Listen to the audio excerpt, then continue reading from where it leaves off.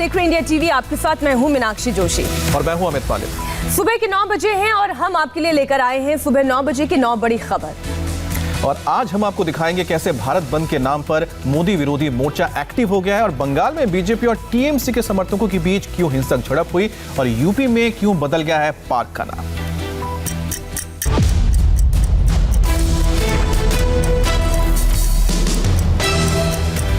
सबसे पहले खबर राजधानी से। दिल्ली में किसान आंदोलन का आज 12वां दिन है और आज सरकार से कोई बातचीत का कार्यक्रम नहीं है। किसान कल के भारत बंद की रणनीति बनाने में लगे हैं। कृषि कानून के खिलाफ किसानों का दिल्ली घेराव आज भी जारी है। 8 दिसंबर को किसानों ने भारत बंद की कॉल दी है।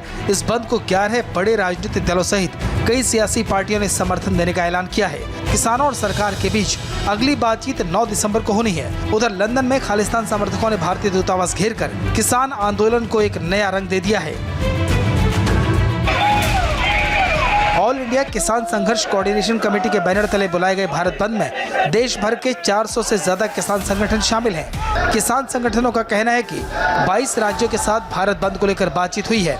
इस भारत बंद में पंजाब, हरियाणा, उत्तर प्रदेश, उत्तराखंड, राजस्थान, मध्य प्रदेश, बिहार, झारखंड और पश्चिम बंगाल जैसे राज्यों के किसान संगठन शामिल हैं।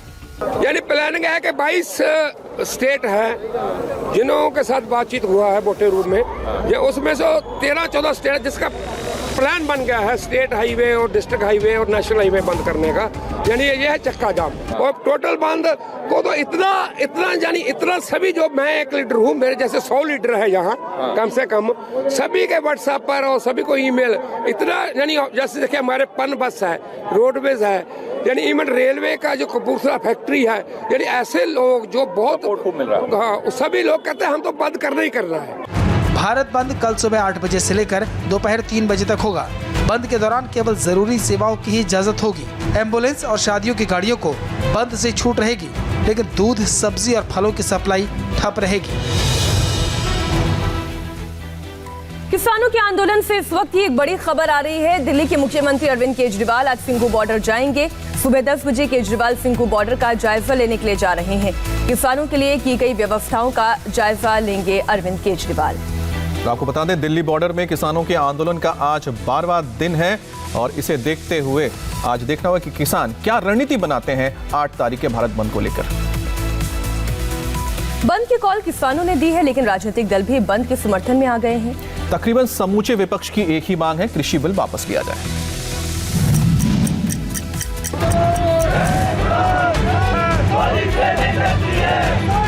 किसानों के भारत बंद के समर्थन में देश भर के विपक्षी दल एकजुट हो गए हैं। कांग्रेस, शिवसेना, अकाली दल, वामपंथी दल, समाजवादी पार्टी, तृणमूल कांग्रेस, राष्ट्रीय जनता दल, तेलंगाना राष्ट्र समिति, राष्ट्रीय लोकदल, आम आदमी पार्टी, कमल हसन की मक्कल नीति मय्यम पार्टी जैसे राजनीतिक दल हैं। हम बधाई देना चाहते हैं उन किसानों को, पंजाब, हरियाणा और उत्तर प्रदेश के और देश के जिस कोने से भी किसान आए हैं। हम समाजवादी पार्टी के लोग भी उन किसानों की मांगों का पूरा समर्थन कर रहे हैं। किसान विरोधी जो बिल है, जो कृषि बिल जो भारत सरकार ने लाने का काम किया है, ये किसान विरोधी है और हम लोगों की मांग है कि जो किसान जो सड़कों पर जो आंदोलन कर रहे हैं, उनकी हर एक मांग को जो है पूरी की जाए। किसानों के भारत बंद के समर्थन में एनडीए से अलग होने वाले बीजेपी के लंबे वक्त के साथी रहे शिवसेना और अकाली दल भी खुलकर सामने आ गए हैं। 8 तरीक ਨੂੰ सारी किसान जथेबंदियां ने, सारे किसान भैन भरावां ने पंजाब देश ਵਿੱਚ ਬੰਦ ਕਰਨ ਦਾ फैसला किया है। मैं श्रोमणी अकाली दल के वर्करां ਨੂੰ बेनती करता है कि पूरी जोर दो उन्होंने पूरा समर्थन दें तो पूरा सहयोग दें। ओलंपिक मेडल विजेता विजेंद्र सिंह ने भी सिंधु बॉर्डर पहुंचकर किसान आंदोलन का समर्थन किया है। विजेंद्र ने नए कृषि कानूनों को काला कानून बताते हुए बिल वापस नहीं लेने पर राजीव गांधी खेल रत्न पुरस्कार वापस करने का ऐलान किया है। अब खबर बंगाल से, जहां बीजेपी और टीएमसी समर्थकों के बीच जबरदस्त हिंसक झड़प हुई है और आसनसोल में बम कांड के बाद नई घटना हुगली जिले में हुई है। पश्चिम बंगाल में बीजेपी और टीएमसी समर्थकों के बीच तनातनी। मामूली बात पर भी मारपीट और हिंसा की लगातार वारदात। बीते शनिवार को आसनसोल में बीजेपी के जुलूस पर बम फेंकने और गोली चलाने की घटना सामने आई थी। रविवार की देर शाम हुगली जिले के श्रीरामपुर में बीजेपी और टीएमसी समर्थकों के बीच इस झड़प को लेकर तनाव है। श्रीरामपुरा में ये पूरा विवाद बीजेपी नेता कबीर शंकर बोस की गाड़ी को निकालने को लेकर बढ़ना शुरू हुआ। जिस इलाके में घटना हुई वो तृणमूल समर्थकों का इलाका है। गाड़ी निकालने को लेकर दोनों पक्षों के बीच पहले कहासुनी हुई। उसके बाद देखते ही देखते टीएमसी समर्थकों और बीजेपी नेता के काफिले में शामिल लोगों के बीच मारपीट शुरू हो गई। पुलिस की मौजूदगी के बावजूद झड़प करीब आधे घंटे तक चली, जिसमें दोनों ही पक्षों के कई लोग घायल हो गए।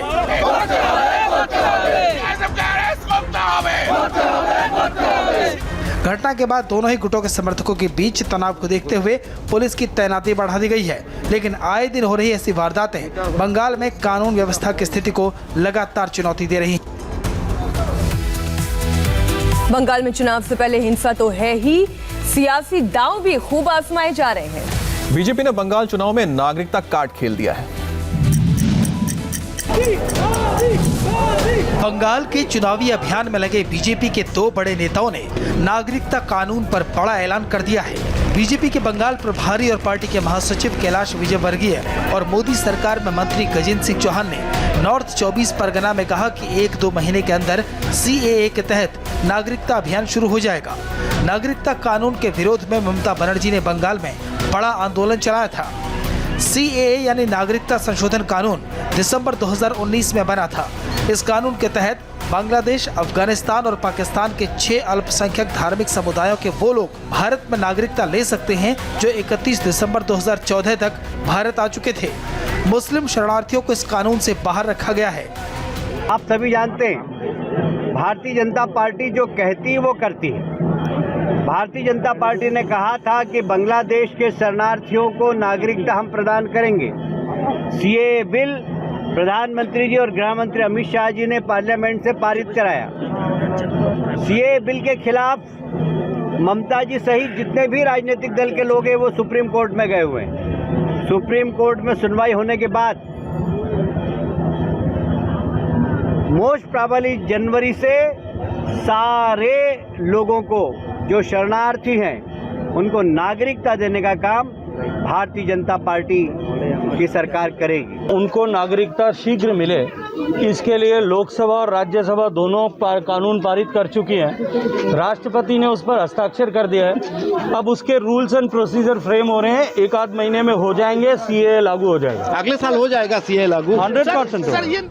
बीजेपी के इस ऐलान पर तृणमूल कांग्रेस ने तीखी प्रतिक्रिया दी है और कहा है कि बीजेपी जनता को मूर्ख बनाने का काम कर रही है। प्रधानमंत्री मोदी अब से 3 घंटे के बाद उत्तर प्रदेश के आगरा में मेट्रो प्रोजेक्ट का उद्घाटन करेंगे। और मेट्रो प्रोजेक्ट का पहला चरण दिसंबर 2022 तक और पूरा प्रोजेक्ट 5 साल में तैयार होगा। मोहब्बत की सबसे बड़ी निशाने वाली नगरी में मेट्रो ट्रेन दौड़ेगी और मेट्रो ट्रेन में बैठकर ताजमहल का दीदार किया जा सकेगा। इस प्रोजेक्ट के निर्माण के काम का वर्चुअल शुभारंभ आज प्रधानमंत्री मोदी करेंगे। इस खास मौके पर आगरा में खुद मुख्यमंत्री योगी मौजूद रहेंगे। आगरा मेट्रो परियोजना 2 कॉरिडोर में फैली है। इसकी कुल लंबाई 29.4 किलोमीटर है। पहला कॉरिडोर ताज ईस्ट गेट से सिकंदरा के बीच होगा। ये कॉरिडोर करीब 14 किलोमीटर लंबा बनेगा और इस रूट पर 13 स्टेशन होंगे, जबकि दूसरा कॉरिडोर आगरा कैंट से किलिंजा विहार के बीच होगा। इसकी लंबाई 15.4 किलोमीटर होगी। इस रूट पर कुल 14 मेट्रो स्टेशन होंगे और ये मेट्रो रूट ताजमहल, आगरा, सिकंदरा जैसे प्रमुख पर्यटक स्थलों को रेलवे स्टेशनों और बस स्टैंड से जोड़ेगा। इस परियोजना से शहर की 26 लाख की आबादी को लाभ होगा। हर साल आगरा आने वाले करीब 60 लाख पर्यटक भी आगरा में इस वर्ल्ड क्लास फैसिलिटीज का फायदा उठा सकेंगे। उत्तर प्रदेश में शहरों के बाद अब एक पार्क का नाम बदल दिया गया है। ये पार्क पॉलिटिक्स समाजवादी पार्टी नेता आजम खान के गढ़ रामपुर में हुई है। रामपुर के जिस पार्क को कल तक समाजवादी पार्टी के नेता आजम खान के पिता मुमताज खान के नाम पर जाना जाता था, उसका नाम यूपी सरकार ने बदल दिया है। मुगल शैली में बनवाया गया ये पार्क अब जाना जाएगा मौलाना अबुल कलाम आज़ाद पार्क के नाम से। रामपुर का मुमताज पार्क बना मौलाना अबुल कलाम आज़ाद पार्क।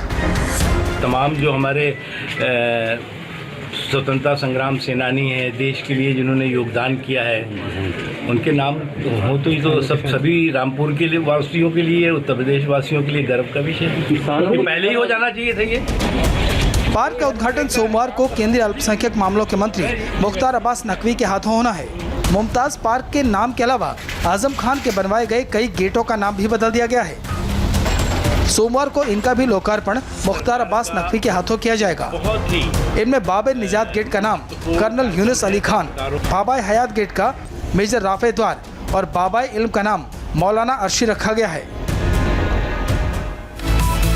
दक्षिण का सियासी दुर्ग मजबूत करने निकली बीजेपी आज एक और फिल्म स्टार को पार्टी में शामिल करने वाली है। और साउथ की बड़ी फिल्मी हस्ती विजयशांति आज बीजेपी का दामन थामेंगी। हैदराबाद नगर निगम चुनाव में ऐतिहासिक कामयाबी हासिल करने के बाद बीजेपी ने अपना मिशन दक्षिण अभियान तेज कर दिया है। साउथ की सुपरस्टार विजयशांति बीजेपी में शामिल हो गई है। विजयशांति ने गृह मंत्री अमित शाह और केंद्रीय गृह राज्य मंत्री जी किशन रेड्डी से कल मुलाकात की। ये विजयशांति की बीजेपी में दूसरी पारी होगी। विजयशांति का सियासी करियर शुरू हुआ था 1996 में, जब वो जयललिता की स्टार कैंपेनर बनी थी। 1998 में बीजेपी ज्वाइन करते ही उन्हें महिला मोर्चा का महासचिव बना दिया गया। 1999 में बीजेपी ने उन्हें सोनिया गांधी के खिलाफ उम्मीदवार बनाना चाहा, लेकिन उन्होंने इनकार कर दिया।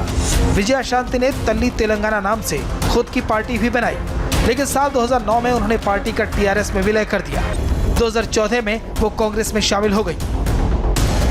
पिछले कुछ वक्त से वो कांग्रेस में ज्यादा एक्टिव नहीं थी और आज बीजेपी ज्वाइन कर ली है।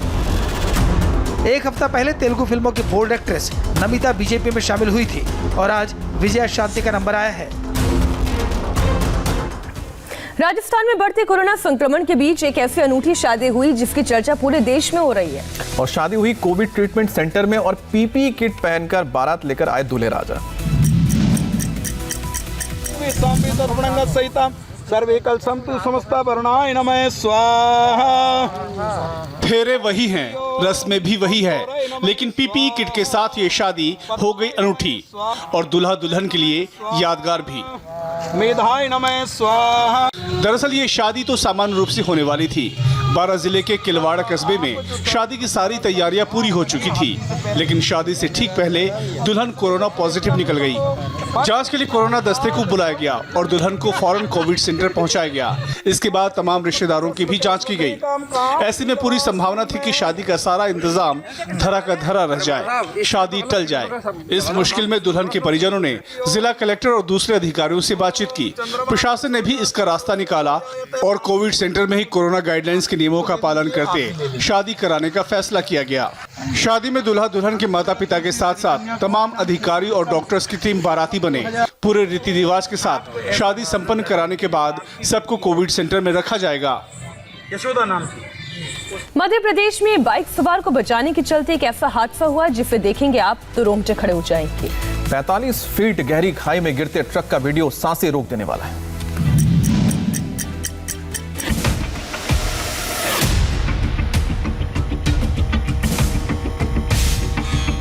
ये पूरा हादसा दिल दहला देने वाला है। सीसीटीवी के जरिए घटना का वीडियो सामने आने के बाद तुरंत वायरल हो गया। तमाम लोग ये जानने के लिए बेताब हो गए कि हादसे में हुआ क्या, क्योंकि वीडियो देखने से लगता है कि हादसे में न ट्रक सवार बचे होंगे और न ही बाइक सवार। इसके साथ कुछ मुसाफिरों के भी चपेट में आने की आशंका थी।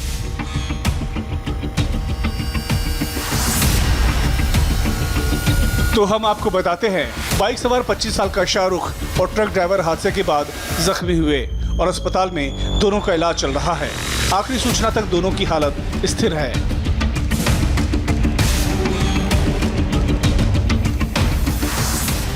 और किसान आंदोलन की वजह से दिल्ली में आज कहां-कहां ट्रैफिक पर लगेगा ब्रेक, बताएंगे आपको एक छोटी सी ब्रेक के बाद।